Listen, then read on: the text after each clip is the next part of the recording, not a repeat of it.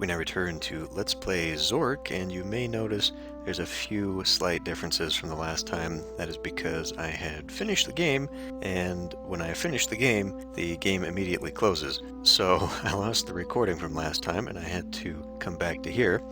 Unfortunately, I had uninstalled the game thinking I was completely done, and well, I wasn't, and so I had to reinstall and play the game again, and it takes about 5 minutes when you just go through everything. So anyway, we're back where we left off. We're now ready to go get the final treasure. Turn on the lantern. Okay. And go down. And go north. And go east. And go east. Before I go there, so the troll room, Buddy Axe and all that, I had left the troll-slaying sword in there. And an interesting thing, the thief apparently picks things up and walks around and drops them, because I ended up finding the sword in the mine. That was fun. Go east. Loud room. This is a large room with a ceiling which cannot be detected from the ground. There's a narrow passage from east to west and a stone stairway leading upward. The room is deafeningly loud, with an undetermined rushing sound. The sound seems to reverberate from all of the walls, making it difficult even to think. On the ground is a large platinum bar. Take bar. Bar. Bar. Echo. The acoustics of the room change subtly. Now we can take the bar. And now we can get out of here. Going west. And then we go south, and then we go up, and I've got all of the goodies in the case, so all we have to do is put bar in case. Done. An almost inaudible voice whispers in your ear. Look to your treasures for the final secret. Look at treasures. Which treasures do you mean? The platinum bar, the golden clockwork canary, the beautiful brass bauble, the jewel-encrusted egg, the chalice, the leather bag of coins, the trunk of jewels, the crystal trident, the large emerald, the beautiful jeweled scarab, the sapphire-encrusted bracelet, the torch, the huge diamond, the crystal skull, the jade figurine, the pot of gold, the scepter, the gold coffin, or the painting? Yeah, also by going through with fewer moves. Let's go ahead and turn off lantern. I was able to save the lantern and not have to take the torch with me. Okay, so it says look at my treasures. What we should actually do is look at treasure case. Look at case. There we go. In the trophy case is an ancient parchment, which appears to be a map. Take, oh my god, take map. Read map. The map shows a forest with 3 clearings. The largest clearing contains a house.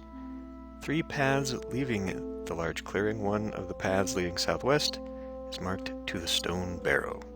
We will go east, east, east, south, and west, standing in front of an open field west of a white house with a boarded front. A secret path leads southwest into the forest.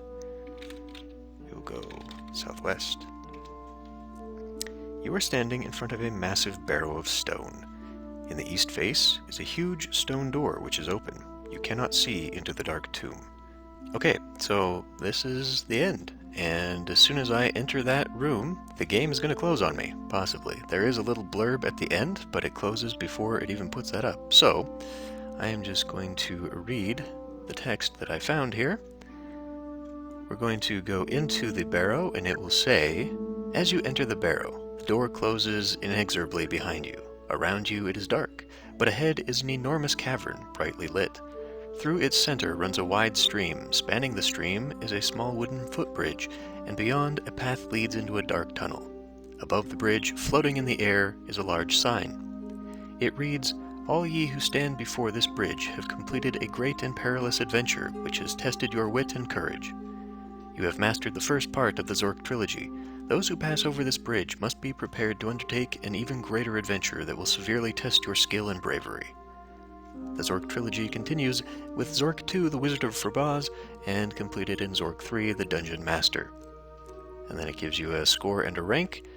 which is not relevant because it is different than mine, although 350 is the maximum score you can get when you get all the treasures.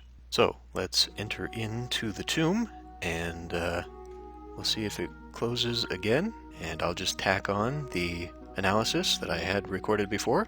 So we'll just go west. Anyway, I'm a little on the fence about the game. Obviously, you can't compare it to modern-day games. And for what it was, I think it's impressive in how complex it is, despite how simplistic it is. What I mean by that is you have a couple puzzles that can be solved a couple different ways, however obtuse that was. And the fact that you could drop items and rooms would stay persistent was impressive to me. I like the idea of the thief wandering around, however annoying that is, and possibly potentially game-breaking, because, you know, he can just leave you in the dark and you can be eaten by a grue. But the fact that he can just wander around, that he is effectively a living entity in the world, and does appear to actually have a walking path, not just randomly appearing when you enter a room. That when I was messing around in the mine, he was following me. I mean, we were following the same path. He was going room to room as I was, just in the opposite direction. So that's really neat. But the game itself is immensely frustrating, and frankly, I probably would not have played or even thought about finishing this game without a guide.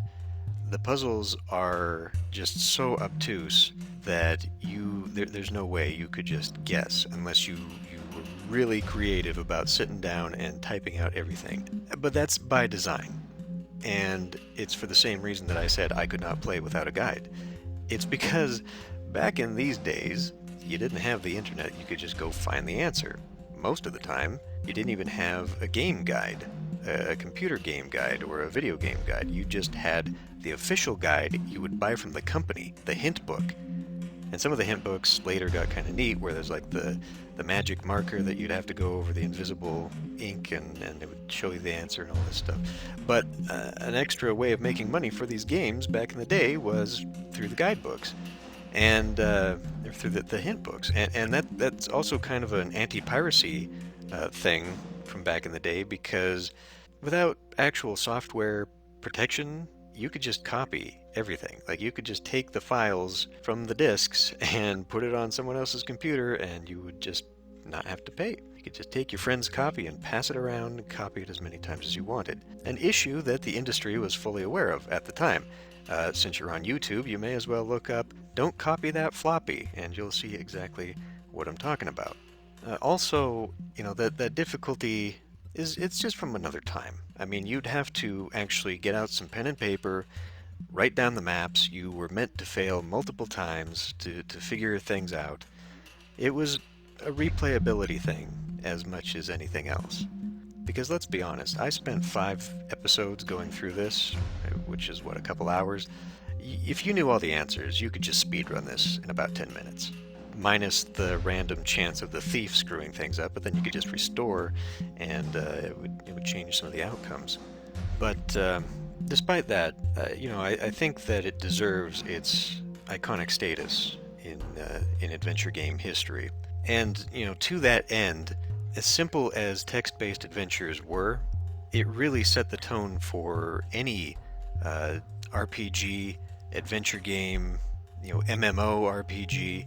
The same concepts have continued on today. It started out with the parser text-based adventure game, and then it became a graphical text-based adventure game. I think of the first Sierra games like King's Quest and Leisure Suit Larry, where it was graphical, but you actually had to use the keyboard to type in commands. And then the interface changed to point-and-click graphical adventure games. But even then, some of the old text-based stuff still carried over. I think about some of the first Monkey Island games, for example, where you'd have the graphical interface saying talk to, walk to, pick up, use, that sort of thing, which is an interesting evolution of the parser-based thing, because the parser-based text adventure, you could just type in anything. It wouldn't always work, of course, but especially Zork would have a robust parser. If you actually read the manual, like half the manual is dedicated to things you can type in. And it's kind of misleading, I feel, just a little bit, because it makes a big deal about, well, you can type it this way, but you can also type it this way, and then you can combine commands too. And then here I am, and I'm like, I'd like to use this. I don't know what use means. Well, okay. But that variety of choice and possibility is a double-edged sword, because it created more flexibility for the player, but it also created a lot more uncertainty for the player. Like, what combination of stuff do I have to type in to make it work? And in games that don't have a robust parser, we can see how that fails a game. The first example that comes to my mind is my Let's Play of the more modern text-based adventure, Cypher. If you remember that Let's Play, I had a hell of a time because you had to be very specific in what you typed in for things to work.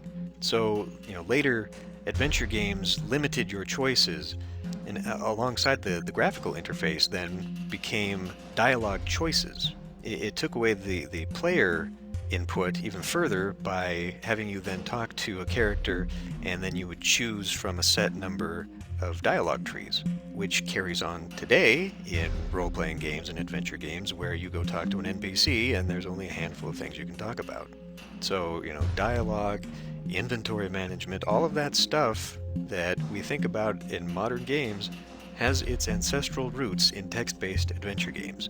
And, I think that's pretty neat. But anyway, I digress. So I do own all of the Zork games, thanks to the Zork Anthology on GOG.com, and we may end up continuing on at some point later. But for now, thanks for watching. I hope you enjoyed, and I will see you in the next Let's Play.